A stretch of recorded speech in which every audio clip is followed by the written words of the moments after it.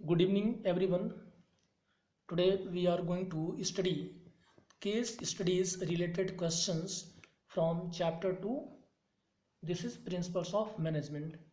तो आज हम पढ़ेंगे कि केस स्टडी के जो क्वेश्चंस होते हैं जो चैप्टर नंबर 2 से पूछे जाते हैं उनको हम कैसे सॉल्व करते हैं, उसका आंसर हम कैसे फाइंड आउट करें। तो जैसा कि कल और प्रीवियस वीडियो में हम लोगों ने देखा था कि जब भी हम क्वेश्चंस को सॉल्व करेंगे तो सबसे पहले हमें केस स्टडी रिलेटेड क्वेश्चन में हमें क्वेश्चन को पढ़ना होता है। ओके, क्योंकि जब हम क्वेश्चन को रीड आउट करेंगे तो क्वेश्चन में ही हमें उसके आंसर का पता लग जाएगा कि क्वेश्चन आके पूछना क्या चाह रहा है। ऐसा क्यों इम्पोर्टेंट होता है हमारे लिए कि सबसे पहले हमें क्वेश्चन को रीड करना है, क्योंकि एक केस स्टडी के अंदर कई प्रकार के क्वेश्चन हिडन होते हैं और जब हम क्वेश्चन को रीड करेंगे तो हमें पता लगेगा कि क्वेश्चन पूछना क्या चाह रहा है। तो देखिए, जैसे कि हम सबसे पहले इस क्वेश्चन में आते हैं कि इस क्वेश्चन में क्या दिया है कि which principles of management is violate here and why. मतलब कि जो भी केस स्टडी दिया है क्वेश्चन नंबर 1 में, इसमें कौन सा प्रिंसिपल्स ऑफ मैनेजमेंट वायलेट किया है। वायलेट का मतलब आप समझते हैं? वायलेट का मतलब है कि इसको प्रॉपर तरह से फॉलो नहीं किया गया है और क्यों। सेकेंड क्वेश्चन में आते हैं, इसी में how will that affect the achievement of the objective. तो ये जो प्रॉपर तरह से फॉलो नहीं किया गया है ये किस तरह से मैनेजमेंट के ऑब्जेक्टिव को अचीव करने में मतलब जो है अफेक्ट करेगा। और थर्ड क्वेश्चन है, as a manager what steps will you take to rectify the shortcomings. ये जो स्टूडेंट्स आप देख रहे हो शॉर्ट कमिंग है, शॉर्ट कमिंग का मतलब जो कमी आ रही है इसको रेक्टिफाई करने के लिए एज अ मैनेजर आप क्या कर सकते हो। तो आइए सबसे पहले हम क्वेश्चन को रीड करते हैं। In your school you observe that books are kept in office, chalks in the library and office record in the staff room। ठीक है, तो which principles of management is violated here. अब हम ये देख सकते हैं कि बुक्स कहाँ रखा हुआ है, books are kept in the office. ठीक है, जबकि बुक्स कहाँ पर होनी चाहिए, books should be kept in the library. Book तो लाइब्रेरी में होनी चाहिए, लेकिन बुक्स कहाँ रखा हुआ है, books are kept in the office. Chalk in the library, और चौक को कहाँ रखा गया है, chalk is kept in the library, right. जबकि लाइब्रेरी में तो बुक्स होनी चाहिए। Office record in the staff room, staff room में ऑफिस रिकॉर्ड को रखा गया है, जबकि स्टाफ रूम में चौक होना चाहिए। आपको पता है क्योंकि स्टाफ रूम में ही जो टीचर्स होते हैं वो वहाँ जा कर के अपने रेस्ट टाइम में बैठते हैं और जब क्लास लेना होता है तो स्टाफ रूम से ही निकल के वो क्लास में चले जाते हैं। तो कॉमन सेंस स्टूडेंट्स है कि चौक फिर कहाँ पर होना चाहिए, चौक होना चाहिए स्टाफ रूम में। तो इस तरह से हम देख सकते हैं कि क्वेश्चन दिया है कि which principles of management is violated. तो students here principle of order has been violated. Order क्यों वायलेट किया गया है, क्योंकि प्रिंसिपल्स ऑफ ऑर्डर क्या कहता है कि according to the principle of order proper place should be decided for all the men and materials which are to be used and who are working in the organization and everything should be kept at their proper place। मतलब एक business enterprises के अंदर principal of order क्या कहता है, एक business enterprises के अंदर जितने एम्प्लॉय वर्क करते हैं या फिर जो भी टूल्स इक्विपमेंट यूज की जाती हैं उन सब के लिए प्रॉपर प्लेस डिसाइड होना चाहिए और everything should be kept at their proper place so that employ do not waste their time in case of need on searching them. जिससे कि एम्प्लॉय को जब किसी इक्विपमेंट की रिक्वायरमेंट हो तो उसको पता होना चाहिए कि वो चीज़ कहाँ मिलेगी और वो उसको सर्च करने में टाइम का वेस्टेज ना करे। तो ये तो था स्टूडेंट्स के फर्स्ट के लिए कि the principle of order has been violated. Answer आप देख सकते हैं, आंसर भी गिवन है यहाँ पर। अब इसकी बात है, how will that affect the achievement of school objective. School के ऑब्जेक्टिव को अचीव करने में किस तरह से अफेक्ट करेगा। तो in the absence of orderliness because proper order will not be found. Okay, so जितने भी वर्क हैं उन सभी वर्क में डिले होगा। जैसे जब टीचर को चौक की रिक्वायरमेंट होगी तो उनको चौक टाइम पे नहीं मिलेगा, they will be late for their classes. Register time पे नहीं मिलेगा।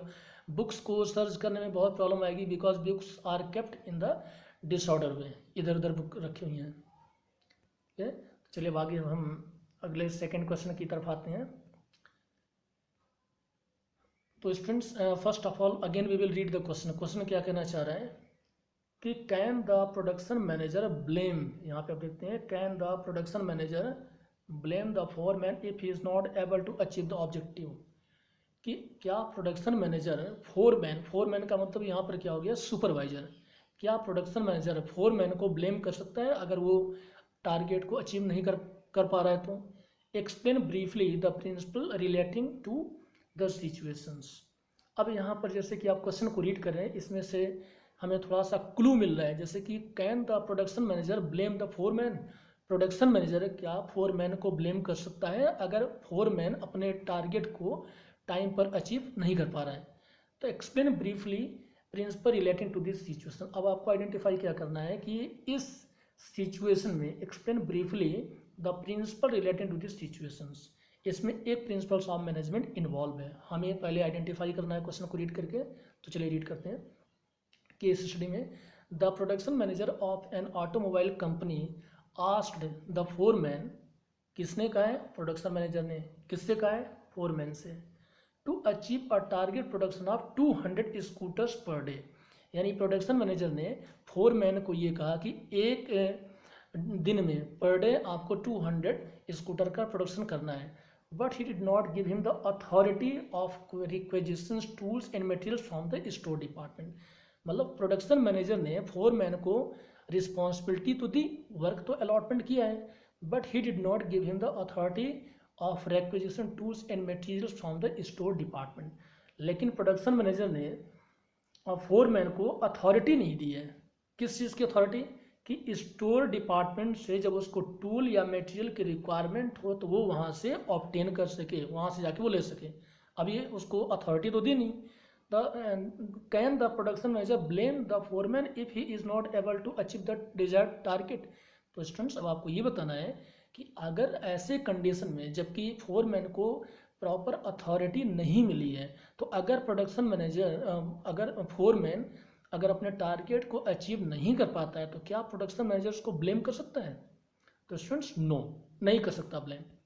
ठीक है, क्यों नहीं कर सकता है कि the production manager can not, ये देखिए आंसर लिखा है, the production manager can not blame the foreman because he did not give him the authority to requisition tools and material from the store department. ठीक है, अभी हम लोगों ने principles of parity of authority और responsibility के बारे में पहले से ही हम लोगों ने पढ़ रखा है। ये हेनरी फ्योल का प्रिंसिपल्स ऑफ मैनेजमेंट है, वो इसको हम थोड़ा सा अंडरस्टैंडिंग कर लेते हैं कि अथॉरिटी एंड रिस्पॉन्सिबिलिटी क्या होता है। तो students, authority means power to take decision, मतलब पावर का अलॉटमेंट करना डिसीजन लेने के लिए जो पावर की रिक्वायरमेंट होती है। और रिस्पॉन्सिबिलिटी क्या होता है, responsibility means allotment of work.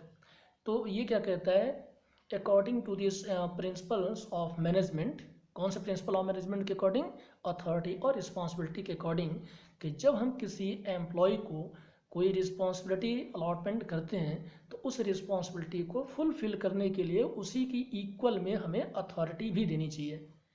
Okay, क्योंकि अगर हम एम्प्लॉय को अगर अथॉरिटी नहीं देंगे तो ऐसे कंडीशन में क्या होगा कि एम्प्लॉय अपने उस टारगेट को अचीव नहीं कर पाएगा, और ऐसे कंडीशन में मैनेजर उसको ब्लेम नहीं कर सकता अगर एम्प्लॉय टारगेट को अचीव नहीं कर पाता है तो।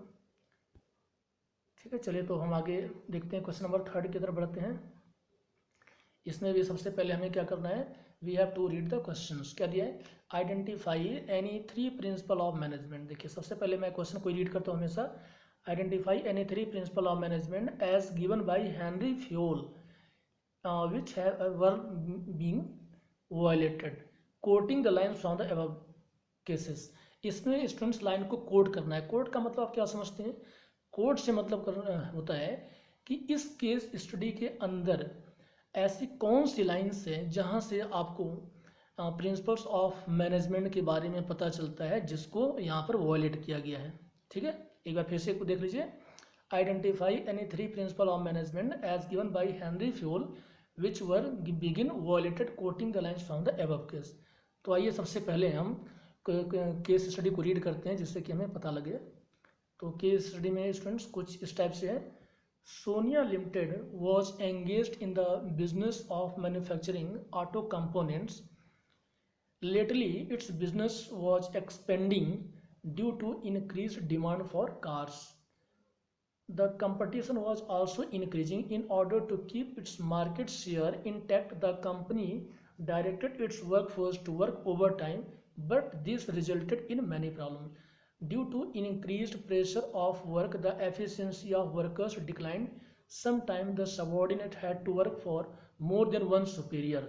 ओके अब यहाँ पर देखिए जैसे कि sometimes the subordinate had to work for more than one superior, मतलब एक सबॉर्डिनेट को एक से ज़्यादा सुपीरियर ऑर्डर दे रहे हैं. ओके तो यहाँ पर आप देख रहे हो कि कौन सा प्रिंसिपल ऑफ मैनेजमेंट वायलेट हो रहा है. ये है यहाँ पर यूनिटी ऑफ कमांड, क्योंकि यूनिटी ऑफ कमांड जो प्रिंसिपल्स ऑफ मैनेजमेंट वो क्या कहता है, according to the principle of unity of command one subordinate should receive order from one superior at one time. यानी यूनिटी ऑफ कमांड ये कहता है कि एक बार में एक जूनियर एम्प्लॉय को सिर्फ एक सुपीरियर से ऑर्डर मिलना चाहिए. ठीक है, क्योंकि अगर एक ही टाइम पे अगर सेम टाइम पे अगर एक जूनियर एम्प्लॉय को दो सुपीरियर अगर ऑर्डर देते हैं तो ऐसे कंडीशन में जो जूनियर एम्प्लॉय है वो कंफ्यूज होगा कि हमें किसके ऑर्डर को फॉलो करना है, जो कि यहाँ पर एम्प्लॉय को कंफ्यूज किया जा रहा है. आप देख सकते हो जो मैंने अंडरलाइन किया है, some time the subordinate had to work for more than one superior, the workers were becoming indisciplined. देखिए वर्कर्स यहाँ पर इनडिसिप्लिन्ड हो रहे हैं. यहाँ पे अगर हम देखेंगे तो the workers were being indisciplined. Okay the spirit of teamwork which has been characterized the company previously had begun to wane. यानी कि जो कि प्रिंसिपल्स ऑफ मैनेजमेंट पहले से ही जाना जाता है, यहाँ पे ऑर्गेनाइजेशंस फेमस है कि यहाँ पर प्रॉपर तरह से डिसिप्लिन मेंटेन है. And the employee were working with full of team spirit, यानी द टीम स्पिरिट के साथ जो एम्प्लॉय वर्क करते हैं वो भी करंट टाइम में नहीं है. ओके और यहाँ पे the workers were being indiscipline. जब हमें वर्ड एक समझ में आ गया तो यहाँ पर हमें ध्यान रखना है कि principle of indiscipline is violated, क्योंकि जो डिसिप्लिन वो क्या कहता है कि that every worker should be proper discipline. Answer में भी आप देख सकते हैं यहाँ पर उसी को हाईलाइट किया गया, द वर्कर बीइंग इनडिसिप्लिन. यहाँ भी हम उसको आइडेंटिफाई कर सकते हैं. और यहाँ पे दैट एक बार इसको रफ कर लें. Yes the spirit of team work which has characterized by the company previously had begun to wane. Wane का मतलब है कि जो कि कंपनी पहले जानी जाती है कि यहाँ पर सभी एम्प्लॉई प्रॉपर कोऑपरेशन के साथ वर्क करते हैं, जो कि अब वायलेट हो रहा है. तो इस तरह से स्टूडेंट्स अभी हम लोगों ने आइडेंटिफाई किया कि इसमें तीन प्रिंसिपल्स ऑफ मैनेजमेंट को वायलेट किया गया है, यूनिटी ऑफ कमांड, डिसिप्लिन और स्पिरिट कॉर्प्स. उम्मीद है आपको ये वीडियो समझ में आ गया होगा. ठीक है, ओके, थैंक यू बेटा.